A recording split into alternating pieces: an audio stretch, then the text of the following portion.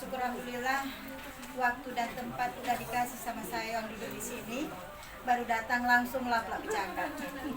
Cuma 3 menit saja lah Bu menyampaikan presentasi ini. Memang agak lama ini memang, tapi ya mengingat waktu dan banyak kawan-kawan akan menyampaikan materinya, saya minta 3 atau 4 menit saja. Saya mengambil tema peranan ibu-ibu perwiritan Kelurahan Kuala Berkala, Kecamatan Medan, Johor dalam membina keluarga sakinah.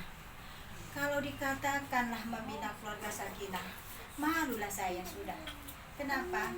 Pertama, maaf, saya ini nggak ada siapa-siapa apa-apanya Bu bila dibandingkan Ibu. Jadi mungkin Ibu lebih tahu lah tentang keluarga sakinah ini. Namun penyampaian di sini tetap wajib saya sampaikan mengenai keluarga sakinah ini. Dan kebetulan di sini saya Ibu Yeltriana, Hajah Yeltriana, Dr. Hajah Yeltriana SHMH. Sayang taruh situ lah. Iklan sedikit Bu. Jadi saya dosen Fakultas Hukum dari Universitas Muslim Nusantara. Keilmuan kami adalah bidang hukum, ya. Nah, kalau berbicara tentang keluarga, tentunya kita ini akan berbicara tentang peristiwa hukum. Yang dikatakan peristiwa hukum itu sebenarnya Ibu ada 4. Pertama sekali inilah yang dikatakan perkawinan itu. Kenapa dikatakan dia peristiwa hukum? Karena ketika melakukan suatu hubungan itu laki-laki dan perempuan, maka berubahlah status si bujang dan si gadis tadi. Darinya anak sepolan menjadi anak suami si polan, kan begitu.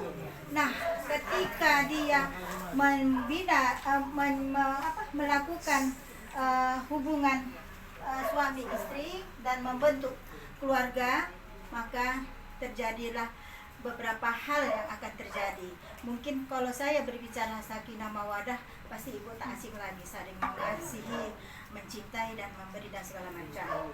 Namun ketika adalah secara hukum yang kami pelajari, baik secara hukum nasional maupun hukum Islam, mengatakan peristiwa hukum ini karena ada perpaduan dari si bujang menjadi si suami, jadi suami dari seorang. Nah, ketika hubungan pertama tadi terjadi, maka akan lahirlah anak-anak mereka, ya. Nah, dari lahir anak-anak terjadi lagi peristiwa hukum yang kedua, kelahiran anak. Jadi dia bukan jadi suami lagi, yaitu ayah si pulang. Dan begitulah untuk kedepannya, ketika dalam perkawinan ini ada perpecahan, baik karena kematian maupun karena ketidaksesuaian lagi. Kalau kematian, habislah, orang sudah mati ya, menjadi bukan istri atau bukan suami dari seorang lagi. Berubah statuslah dia menjadi mantannya si fulan menjadi itulah yang dikatakan status hukum dalam perkawinan tadi. Nah, yang keempat ini balik nama. Ketika ibu-ibu, maaf, nanti bapak-bapaknya jadi Bang Toib ya itu tak balik-balik dia setelah pergi mencari nafkah, ya kan, tak balik-balik dia. Jadi dipertanyakan dia nih, ini kayak mana status perkawinannya. Jadi kalau dia tidak baik, tak pergi-pergi, Masya Allah, nah itulah iklan lagi. Sini taruh saya, mau diapain? Nggak mau lagi, sini saya.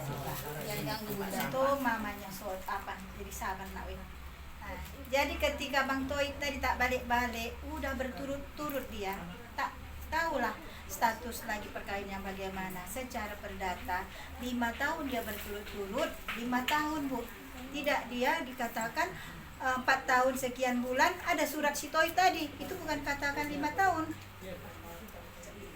Kalau dia dikatakan 5 tahun berturut-turut, sonyap saja, tak ada kabar beritanya.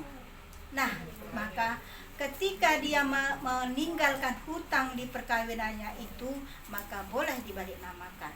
Inilah yang dikatakan peristiwa hukum dalam perkawinan tersebut.